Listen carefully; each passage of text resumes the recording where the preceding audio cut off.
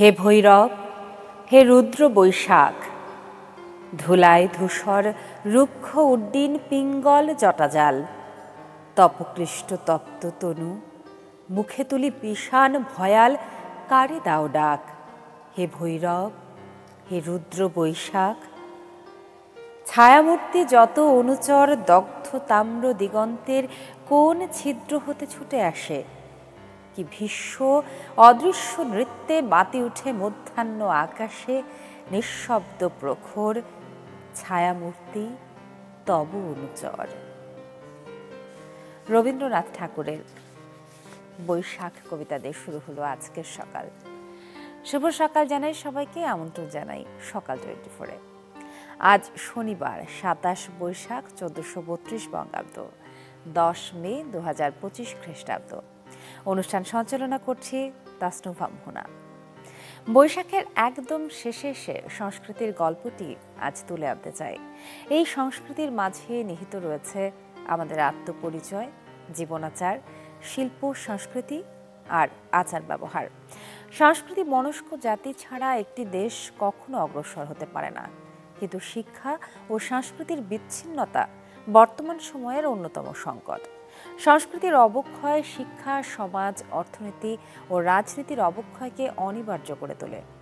সংস্কৃতিমান মানুষ হওয়ার শর্ত আর ভিনদেশী সংস্কৃতির প্রভাবে কোন পথে যাচ্ছে আমাদের সংস্কৃতি, তাই নিয়ে কথা বলবো আজ।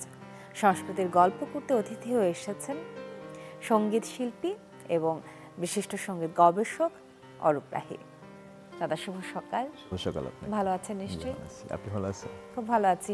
আপনার মতো একজন জ্ঞানী গুণী ব্যক্তি এবং গবেষক মানুষ, তার সঙ্গে সংস্কৃতি নিয়ে আলাপ করতে পারবো, এই ব্যাপারটা ভেবে খুব ভালো লাগছে। আজ অনেক কিছু জানা হবে, অনেক কিছু নিয়ে আলাপ হবে, কিন্তু আমাদের যে মূল বিষয়টাতে আমরা দৃষ্টিপাত করতে চাই, সংস্কৃতি, বাঙালির সংস্কৃতি। গত 2 দিন আগে রবীন্দ্র জয়ন্তী গেল। রবীন্দ্রনাথ আমাদের সংস্কৃতির সঙ্গে ওতপ্রোতভাবে জড়িত। তো বাঙালির সংস্কৃতি আসলে কোন পথে এগোচ্ছে, কি মনে হয় আপনার? আচ্ছা, এখানে কিন্তু যদি আমরা একটু সোশিওলজিক্যালি বলতে চাই, তাহলে কিন্তু দেখতে হবে যে বাঙালি বলতে আমরা কাদেরকে বোঝাবো। কারণ বাংলাভাষী সারা দুনিয়াতে এখন আছে। বাংলাদেশ রাষ্ট্রের মধ্যে বাংলাভাষী বাঙালি জনগোষ্ঠী আছেন, আবার ধরা যাক ভারতের পশ্চিমবঙ্গেও বাঙালিরা আছে। তাহলে বাঙালি বলতে আমরা কি বুঝি, ওটা একটা জটিলতা আছে। বাংলাদেশে আমরা যারা বাংলাদেশের জনগোষ্ঠী, তাদের মধ্যেও বাঙালি আছে, আদিবাসীরা আছে, আর বহু রকম জনগোষ্ঠী আছে। তো সেই দিক থেকে দেখলে আমরা বাংলাদেশের যে বাঙালি জনগোষ্ঠী, তাদের ভবিষ্যৎটা বা তাদের বর্তমানটা অনেকটাই যুক্ত হচ্ছে এই যে বিশেষ করে 2বার ভাগাভাগি এবং 2বার স্বাধীনতার মধ্য দিয়ে, অর্থাৎ 47 এবং 71। এই 2টার ধারাবাহিকতায় এই অঞ্চলের যে রাষ্ট্রটা গড়ে উঠল, বাঙালি জাতীয়তা ভিত্তিক রাষ্ট্র, সেই রাষ্ট্রটার গতি প্রকৃতির সঙ্গে এই অঞ্চলের বাঙালি জনগোষ্ঠীর ভবিষ্যৎ বর্তমান সবই যুক্ত হয়ে পড়ছে। এইটার সঙ্গে কিন্তু পশ্চিমবঙ্গের বাঙালির গতি প্রকৃতির পার্থক্যটা অনেক পরিষ্কার হয়ে গেছে, এটা খেয়াল রাখতে হবে। দ্বিতীয়ত হচ্ছে যে আমরা যখন বললাম যে বাংলাদেশ রাষ্ট্রের সঙ্গে বাঙালি জাতির সম্পর্ক যুক্ত হয়ে গেছে এখন, সেক্ষেত্রে আমরা যারা বাংলাদেশের বাঙালি, তাদের ভবিষ্যৎটা ততটাই ভালো হবে যতটা তারা এই বাংলাদেশ রাষ্ট্রকে অনেক বেশি সকলের রাষ্ট্র করে তোলার কাজটা করতে পারবে। অর্থাৎ জাতিবাদ, পরিচয়বাদ, শ্রেষ্ঠত্ববাদ, এই জিনিসগুলো থেকে বের হয়ে এসে, কারণ এই রাষ্ট্রটা গঠন করার জন্যে, বাংলাদেশ রাষ্ট্রটা প্রতিষ্ঠার জন্য মুক্তিযুদ্ধ যেটা হয়েছে 71-এ, সেখানে কিন্তু সেইটা কিন্তু সকল ধরনের জাতি ধর্ম নির্বিশেষে মানুষ যুদ্ধটা করলো। সেটা করার মধ্যে দিয়ে একটা রাষ্ট্র হইলো, কিন্তু আমরা এটাকে অনেকটা বানায় ফেললাম বাঙালির রাষ্ট্র। এইটা একটা সমস্যাজনক একটা আমাদের। মানে আপনি বাংলাদেশী এবং বাংলা ভাষাভাষী দুটোর মধ্যে একটা সূক্ষ্ম পার্থক্য আছে, মানে এটা সমাজবিজ্ঞানের ভাষায় দেখলে এটা পার্থক্য থাকবে। এখন সেখান থেকে বলতে চাইছি যে তাহলে বাঙালি বলতে আমরা বাংলাদেশের যদি বাঙালি সমাজ বলি, তাহলে তার গতি প্রকৃতি কোন দিকে যাবে সেটা নির্ভর করবে যে সে এই রাষ্ট্র প্রকল্পটা, বাংলাদেশ রাষ্ট্রটা নিয়ে সে কি করতে চায়। বাংলাদেশের রাষ্ট্রটাকে গণতান্ত্রিক রাখতে চায় কিনা, বাংলাদেশের রাষ্ট্রটা সকল মানুষের জন্য সমান অধিকারের, সমান সম্মানের, সমান মর্যাদা রাখতে চায় কিনা, এটা কনফিউশন থেকেই যায়। এই জায়গাটা যদি চ্যালেঞ্জটা নিতে পারে, তাহলে বাংলাদেশের বাঙালির ভবিষ্যৎ অনেক ভালো। আচ্ছা দাদা, আপনার কথা শুনতে শুনতে আমার হাতে আসলে বেশ কয়েকটা কবিতার পাতা রয়েছে। আমার মনে হলো যেহেতু বাঙালি নিয়ে কথা বলছি, বাংলা ভাষাভাষী মানুষ নিয়ে কথা বলছি এবং বাংলাদেশিদের নিয়ে কথা বলছি, সকলের জন্যই সৈয়দ শামসুল হকের একটা কবিতা একটুখানি আপনার অনুমতি নিয়ে পড়তে চাই কয়েক লাইন। আমি জন্মেছি বাংলায়, আমি বাংলায় কথা বলি, আমি বাংলার আলপথ দিয়ে হাজার বছর চলি, চলি পলি মাটি কোমলে আমার চলার চিহ্ন ফেলে, ১৩০০ নদী সুধায় আমাকে কোথা থেকে তুমি এলে। আমি তো এসেছি চর্যাপদের অক্ষরগুলো থেকে, আমি তো এসেছি সওদাগরের ডিঙার বহরে থেকে, আমি তো এসেছি কৈবর্তের বিদ্রোহী গ্রাম থেকে, আমি তো এসেছি পাল যুগ নামে চিত্রকলার থেকে, এসেছি বাঙালি পাহাড়পুরের বৌদ্ধ বিহার থেকে, এসেছি বাঙালি জোড় বাংলার মন্দির বেদি থেকে, এসেছি বাঙালি বরেন্দ্র ভূমে সোনা মসজিদে থেকে, এসেছি বাঙালি আউল বাউল মাটির দেউল থেকে। আমার ভীষণ প্রিয় কবি, সব্যসাচী কবি এবং লেখক সৈয়দ শামসুল হক। আমরা বাঙালি সংস্কৃতি নিয়ে আপনার কাছ থেকে কিছু জানতে চাইছিলাম এবং শুরুতেই আমি বেশ কয়েকটি কথা বলেছিলাম যে আমাদের সংস্কৃতি আমাদের আত্মপরিচয়, আমাদের জীবনবোধ, এবং খুব জানতে চাইছিলাম যে এই যে এখন যে সময়টা আমরা পার করছি, সংস্কৃতি একটা আগ্রাসন তো থাকছে, এই সময়ে বাঙালি সংস্কৃতি, এই প্রজন্ম কিভাবে বাংলা সংস্কৃতিকে দেখছে, আসলে কোন দিকে যাচ্ছে আমাদের সংস্কৃতি?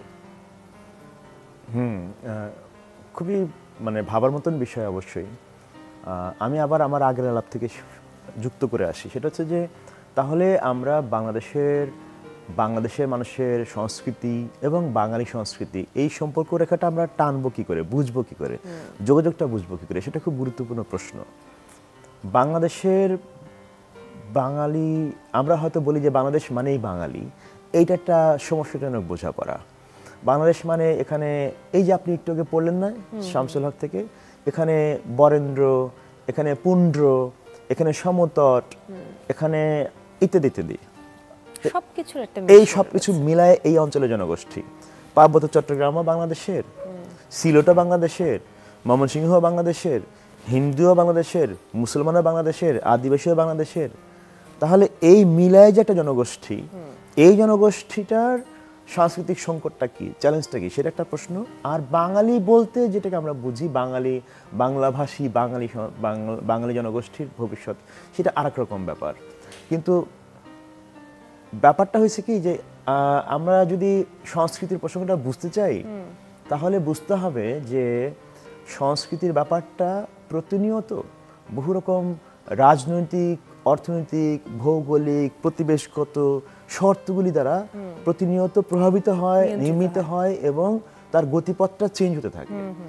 তো এই যে আমি এই কারণে বললাম যে ধরেন ব্রিটিশ ঔপনিবেশিক শাসনের সময়ে বাঙালি সংস্কৃতি, বাঙালি জনগোষ্ঠীর একটা ধরন, অবস্থা, একটা সামাজিক রাজনৈতিক অবস্থা, 47-এর দেশভাগের মধ্যে দিয়ে আরেক রকম অবস্থা হইলো, 71-এর মধ্যে আরেক রকম হইলো। আসলে উত্তর খুঁজতে গেলে অনেকগুলো প্রশ্ন বেরিয়ে পড়ে এবং এই প্রশ্নগুলো আমাদের করার সাহস থাকতে হবে, কারণ এই প্রশ্নগুলো করার মধ্যে দিয়ে আমরা আসলে আমাদের ভবিষ্যৎটা ঠিক করতে পারবো। তো আমি যেটা বলছি যে তাহলে আমাদের এখনকার যে সংকটটা, সেই সংকটটা মূলত তৈরি হচ্ছে যে এখনকার যে আমরা যে নতুন একটা রাষ্ট্র ব্যবস্থার মধ্যে ঢুকছি, এই রাষ্ট্র ব্যবস্থাটাকে আমরা কি করে সাজাবো নতুন করে, যেখানে সকলে মিলে সমানভাবে থাকতে পারবো, তার সঙ্গে সম্পর্কিত। আচ্ছা, আপনার এই কিন্তু সংকট, আমি একটু বলে নিই, সংকটগুলি হচ্ছে যে আমরা আমাদের সংস্কৃতিটাকে ধরে নিচ্ছি যে এটা একটা আবদ্ধ ব্যাপার। সংস্কৃতি কখনো আবদ্ধ হয় না। যদি সংস্কৃতি আবদ্ধ হয়, একটা বদ্ধ কূপের মতন হয়, একটা বদ্ধ পুকুরের মতো হয়, তাহলে বুঝতে হবে ওটা শেষ হয়ে গেছে, ওটা মজা পুকুরে পরিণত হয়েছে। সংস্কৃতি থাকতে হবে গতিশীল, তা না হলে সংস্কৃতি নিপীড়ক হয়ে উঠতে পারে। আমি একজন দার্শনিকের কথা বলি, উনি চিকানা অর্থাৎ মেক্সিকো বর্ডারের অঞ্চলের একজন নারীবাদী কবি এবং দার্শনিক, গ্লোরিয়া আনজালদুয়া, উনি বলেন যে সংস্কৃতি কখনো টিরানি মানে একটা জুলুমের ব্যবস্থা হয়ে উঠতে পারে। ধরা যাক পুরুষতন্ত্র অনেক সমাজের কিন্তু সংস্কৃতি। এখন আমরা কি পুরুষতন্ত্র চাইবো না। আমরা চাইবো যেন এই পুরুষতন্ত্র যে জুলুমটা করে নারী এবং নন পুরুষ অপুরুষ সকলের উপরে, সেটা থেকে মুক্তির একটা সংগ্রাম আমরা করতে চাইবো, বৈষম্যটা না থাকে। তার মানে সংস্কৃতি কখনো কখনো একটা জুলুম হয়ে উঠতে পারে, তাহলে সেটা থেকে বের হওয়ার সংগ্রামটাও আর একটা সংস্কৃতি। এটা তো খুব কঠিন একটা পথে এগিয়ে অবশ্যই কঠিন পথ, আমাদেরকে ওই সাহসটা করতে হবে। আচ্ছা, আমি আরেকটু অন্যদিকে ফোকাসটা করতে চাই। যেমন এই যে আমাদের মানে বাঙালি বলি বা বাংলাদেশি বলি না কেন, আমাদের যে একটা খাদ্যাভ্যাস, আমাদের খাদ্যাভ্যাসের সাথে সাথে আমাদের পোশাক, আমাদের চলাফেরা, আমাদের গান, আমাদের কবিতা, আমাদের নাটক, থিয়েটার, এই সব কিছু মিলে আমরা যে সংস্কৃতিটাকে দেখি বা আমরা দেখাতে চাই অন্যদেরকে, সেই ধরনের সংস্কৃতি তো আমরা যদি একটু চোখ খুলে দেখি তাহলে ইংল্যান্ড তাদের সংস্কৃতি রক্ষা করে চলেছে তাদের নিজেদের মতো, মিশরীয়রা তাদের সংস্কৃতিকে রক্ষা করে চলেছে, এরকম আরও অনেক দেশ আছে। প্রত্যেকেই নিজেদের সংস্কৃতিকে প্রতিনিধিত্ব করছে বিশ্বায়নের এই যুগে। তাহলে বাঙালি হয়ে আমরা কেন নিজেদের ওই গণ্ডিটা থেকে বেরোতে চাইছি? আপনার প্রশ্নটা ইন্টারেস্টিং আছে, কিন্তু আপনি খেয়াল করেন আপনার প্রশ্নের মধ্যে বলছেন না যে ধরা যাক মিশরীয়, ধরা যাক ইংল্যান্ড, ধরা যাক এরকম। তো আমরা খেয়াল করব আলোচনার সময়, যেহেতু আমার পরিচয় দেওয়া হচ্ছে আমি গবেষক একজন, তাহলে আমার দায়িত্ব হচ্ছে গবেষকের দৃষ্টিতে কথাটা বলা, যে সমাজ, দেশ, রাষ্ট্র, সংস্কৃতি, এই জিনিসগুলো খেয়াল করতে হবে। অর্থাৎ সমাজ মানেই দেশ নয়, দেশ মানেই রাষ্ট্র নয়, আর রাষ্ট্র মানেই সংস্কৃতি নয়, সমাজ মানেও সংস্কৃতি নয়। প্রত্যেকটা প্রত্যেকের সঙ্গে সম্পর্কিত, কিন্তু একই জিনিস নয়। এখন বিশ্বায়নের এই যে কালে, পুঁজিবাদী বিশ্বায়নের কালে কিন্তু আমরা অনেক রকম, ধরা যাক ইন্টারনেট, টেলিভিশন, যা আগে ছিল না, এগুলো আসার পরে দুনিয়ায় সংস্কৃতিগতভাবে এত গভীর পরিবর্তনের মধ্যে দিয়ে যাচ্ছে সারা দুনিয়া, যে কোনটা ইংল্যান্ডের কালচার আর কোনটা ফ্রেঞ্চ কালচার, কোনটা মিশরীয় সংস্কৃতি আর কোনটা, আপনি এখন দেখেন দুবাই দেখেন, আবুধাবি দেখেন, কি হচ্ছে সেগুলা, মানে সংস্কৃতি চেঞ্জ হবেই। এবং বিশেষ করে এই পুঁজিবাদী বিশ্বায়নের পরে দুনিয়ায় জাতিরাষ্ট্রের সীমানা বলে যে জিনিসটা বোঝায়, বর্ডার, এই বর্ডারগুলা কালচারালি অনেক দ্রুত ভেঙে যাচ্ছে। এবং এটা কি ইতিবাচক কিনা, এটা নির্ভর করবে আমরা কোন দিকে নিতে চাই তার উপরে। মানে এটা মানে আপনি ইতিবাচক সেটা হবে না, এটাকে ইতিবাচক দিকে নিয়ে যাওয়ার প্রসঙ্গ আছে। ধরা যাক আমি একটা খুব জরুরি প্রসঙ্গ বলি, যে বিশ্বায়নের এই কালেই, পুঁজিবাদী বিশ্বায়নের এই কালে, ধরা যাক গত 30-40 বছর ধরে, 50 বছর ধরে মানুষের এই যে একটা স্বজাত্যবোধ, জাতিবাদী, আমি এটা নিয়ে অহংকার, এই অহংকার এবং এটা দিয়ে অন্য জাতি, অন্য জনগোষ্ঠীকে জুলুম করার যে টেন্ডেন্সি, প্রবণতা, সেটাও কিন্তু এই সময় বাড়ছে। মানে মানুষের পরিচয়ের সংকটও বাড়ছে, মানুষের নিজের পরিচয় নিয়ে প্রশ্নও জাগছে, একই সঙ্গে মানুষ নিজের পরিচয় নিয়ে অন্যের উপরে জুলুমও করা শুরু করছে। এইটার একটা বড় মানে বলা যেতে পারে যে প্রবাহ। এটা তো মানুষের জন্মগত স্বভাব না, যে প্রভাব বিস্তার করতে চাওয়া। না, জন্মগত প্রভাব না। আমরা এই যে জাতি এবং পরিচয় ভিত্তিক যে জুলুমের পলিটিক্সটা শুরু হয়েছে আধুনিক কালে, এইটা মূলত আধুনিক কালেরই ঘটনা। এবং সেটা রাষ্ট্রকে জাতিবাদী পরিচয় দিয়ে বানানো এবং সেই রাষ্ট্র দিয়ে অন্যের উপরে কামান দাগা, এই জিনিসগুলো মূলত গত ধরেন আপনি হয়তো 200-300 বছরের ঘটনা, ঔপনিবেশিক আধুনিক কালের, পুঁজিবাদী কালের ঘটনা, যে মানুষ পরিচয় ভিত্তিক একটা রাষ্ট্র বানাবে এবং সেই রাষ্ট্রের হাতে কামান বন্দুক থাকবে এবং সেটা দিয়ে সে নিজের দেশের ভেতরের, রাষ্ট্রের ভেতরের প্রান্তিকীকৃত জনগোষ্ঠীকে জুলুম করবে, বাইরের, তার সীমানার বাইরের মানুষকেও জুলুম করবে, পৃথিবীটাকে রুল করতে চাইবে। তো এই যে আধিপত্যবাদ, এই যে শ্রেষ্ঠত্ববাদ, এই যে একটা অপরকে জুলুম করার যে প্রবণতা, এটাও কিন্তু ওই এক ধরনের সংস্কৃতি বিষয়ক একটা বিশেষ বোঝাপড়া থেকে আসে। ওই যে বোঝাপড়াটা সংস্কৃতির, ওটা সমস্যাজনক। দেখতে হবে যে আমাদের পরিচয় গুরুত্বপূর্ণ, কিন্তু আমার পরিচয় যেন অন্যের পরিচয়কে হাপিস করে না দেয়, ধূলিসাৎ না করে দেয়। সবাইকে সমান মর্যাদা দেখতে পারার মতন আমাদের একটা সাংস্কৃতিক বোঝাপড়া লাগবে, তাইলে দুনিয়াটা সুন্দর হবে। আচ্ছা, আপনার দুটো পরিচয় আমরা আমার দর্শকদেরকে দিয়েছি, একটা হচ্ছে সঙ্গীত শিল্পী এবং সেই সঙ্গে হচ্ছে গবেষক। তো গবেষক অরূপ রাহিকে আমরা এতক্ষণ ধরে পেয়েছি, সঙ্গীত শিল্পী অরূপ রাহিকে কিন্তু পাইনি। তো আমরা কি সেই ভারী আলোচনা থেকে সামান্য কিছুক্ষণের জন্য মুক্তি পেতে পারি, একটা গান শুনতে হ্যাঁ, পারি? নিশ্চয়ই নিশ্চয়ই নিশ্চয়ই। কি গান করা যায়? আচ্ছা, আপনি রবীন্দ্রনাথের কথা বললেন না? রবীন্দ্রনাথ আমাদের সারা দুনিয়ার সম্পদ। রবীন্দ্রনাথ শুধুমাত্র বাঙালির সম্পদ, বাঙালির কবি, ব্যাপারটা ভেবে দেখার দরকার নাই। এবং প্রতিটা মানুষ তার ইতিহাসের সন্তান। সেদিক থেকে আমাদের সামাজিক সাংস্কৃতিক প্রেক্ষাপটে রবীন্দ্রনাথকে বুঝে নেওয়ার ব্যাপার আছে। কি করে আমরা রবীন্দ্রনাথকে চিনবো, জানবো, বুঝবো, সেটা একটা খুব জটিল একটা ব্যাপার। সরলীকরণ করতে চাইবো না আমি, কিন্তু আমি তার একটা গান করে তাকে শ্রদ্ধা জানাতে চাই। এক লাইন গাবো। আসলে গানটা ছোটই, সকালের গান, এই কারণে আমি গানটা এখন গাচ্ছি। পেয়েছি অভয় পদ আর ভয় কারে, আনন্দে চলেছি ভব পারা বারো পারে, পেয়েছি অভয় পদ আর ভয় কারে, আনন্দে চলেছি ভব পারা বারো পারে, পেয়েছি অভয় পদ। মধুর শীতল ছায় শোকতাপ দূরে যায়, করুণা কিরণ তারো, করুণা কিরণ তারো, ইত্যাদি ইত্যাদি। লম্বা হয়ে যাবে। আহা, দারুণ দারুণ। রবীন্দ্রনাথ এত স্পষ্ট এবং এত বেশি প্রাসঙ্গিক আমাদের সব ধরনের আলোচনায়, কি আর বলবো। অনেক ধন্যবাদ দাদা।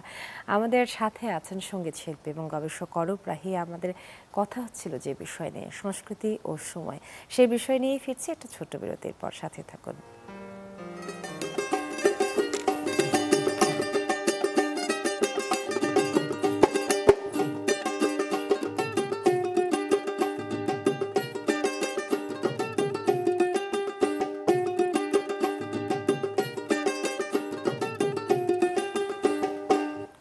বাংলার মুখ আমি দেখে আছি, তাই আমি পৃথিবীর রূপ খুঁজিতে যাই না আর।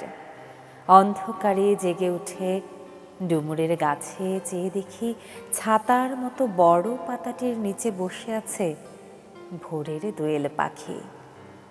চারিদিকে চেয়ে দেখি পল্লবের স্তূপ, জাম, বট, কাঁঠালের, হিজলের, অশ্বত্থের করে আছে চুপ।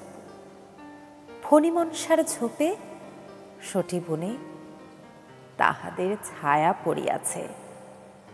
মধুকর ডিঙা থেকে না জানি সে কবে চাঁদ চম্পার কাছে, এমনই হিজল বট তমালের নীল ছায়া বাংলার অপরূপ রূপ।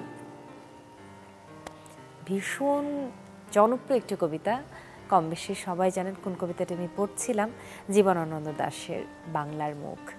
আজকে যে বিষয়বস্তু নিয়ে কথা হচ্ছে সেটি হচ্ছে সংস্কৃতি এবং সময়, এবং এই বিষয়ে কথা বলতে আমরা আজকে সকাল 24-এ আমন্ত্রণ জানিয়েছি সঙ্গীত শিল্পী এবং গবেষক অরূপ রাহিকে। চলুন আলোচনায় চলে যাই। আমরা দাদা ছিলাম সংস্কৃতির সঙ্গে বিশ্বায়নের একটা সম্পর্ক আছে, এবং সেটা নিয়ে আসলে ওই যে বললাম, যখন আমি প্রশ্ন করি সেই উত্তরের জায়গায় আরও দেখা যায় যে 10টা প্রশ্ন এসে হাজির হয়ে যায়, এবং তখন আমাদেরই অনেক কিছু ভাবতে হয়, উত্তর দেওয়াটা অনেক কঠিন হয়ে পড়ে। আমি সেটার সঙ্গে আরেকটা বিষয় যুক্ত করতে চাই, আমাদের এই প্রজন্মের বিষয়টাকে যুক্ত করতে চাই, যে আসলে প্রজন্ম তো যে কোনো ধরনের প্রশ্নের সাথেই চলে আসে, সংস্কৃতির সাথে আসাটা আরও বেশি প্রয়োজন। যেমন আমাদের যদি চিন্তা করি এর থেকে আগের প্রজন্ম বা তার আগের প্রজন্মে যারা ছিলেন, তারা যে সংস্কৃতির চর্চাটা করতেন পাড়ায় মহল্লায় নিজেদের মতো করে গান বাজনা করা, কবিতা আবৃত্তি করা, সব কিছুর মধ্যে একটা স্বতঃস্ফূর্ত ব্যাপার ছিল। আর এখন যেটা হচ্ছে এখানে তো স্কুলও একটা ভূমিকা রাখে।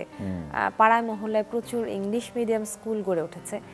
বাংলার দখলটা এখন এই প্রজন্মের কাছে অনেক কম, এবং সেই সঙ্গে চর্চাটা হয়ে গেছে প্রশিক্ষণ নির্ভর, যেটার মধ্যে সেই স্বতঃস্ফূর্ততাটা আর নেই।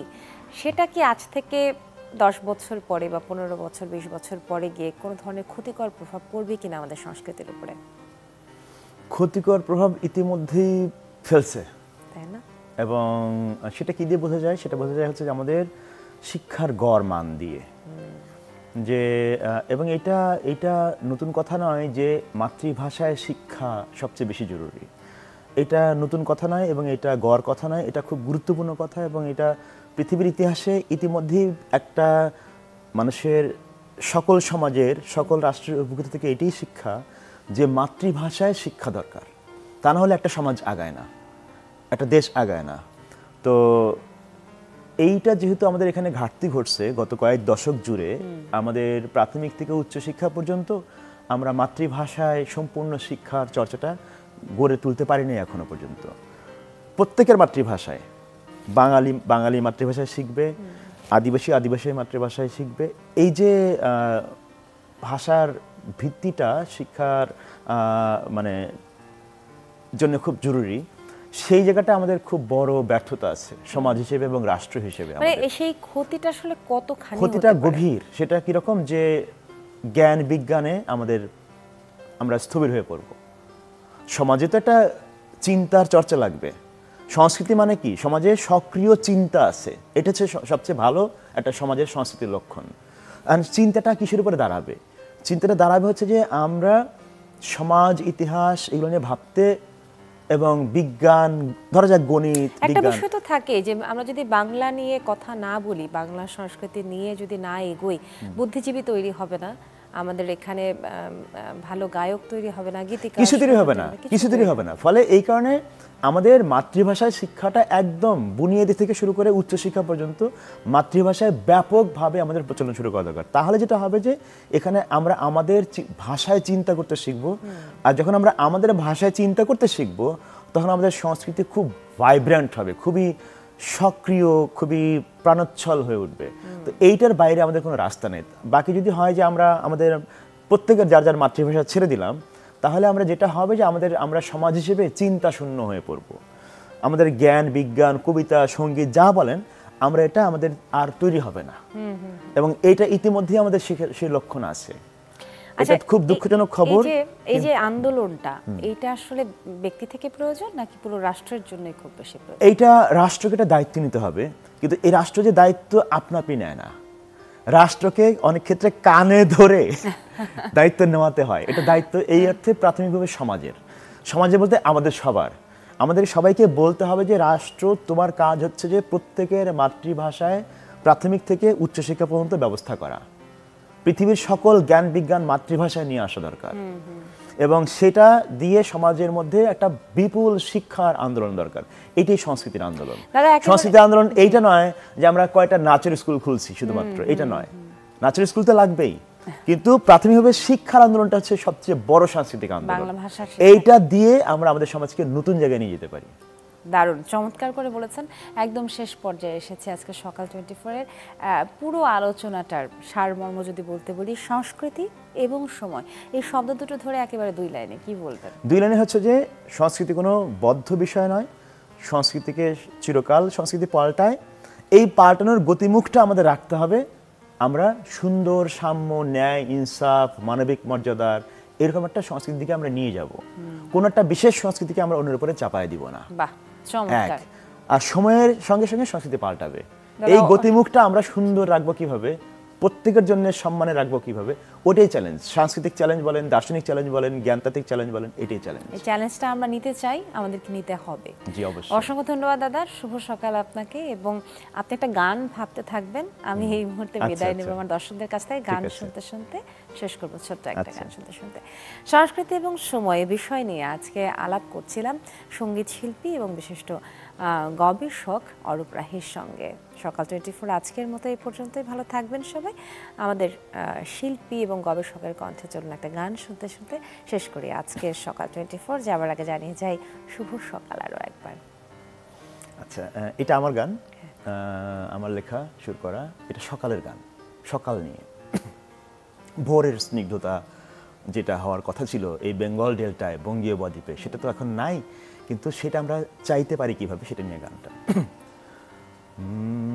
সকালে সকাল তুমি আইলা বধূ হে, সকালে সকাল তুমি আইলা, শাপলা শালুকে সুগন্ধ, জগত রচিলা প্রীতিবন্ধ, বধূরে বুকে রাহি পাইলা, সকালে সকাল তুমি আইলা বধূ হে, সকালে সকাল তুমি আইলা। মানুষে মানুষ তুমি জানি গো, সে মানুষে হও নবমনীষা, কর্তার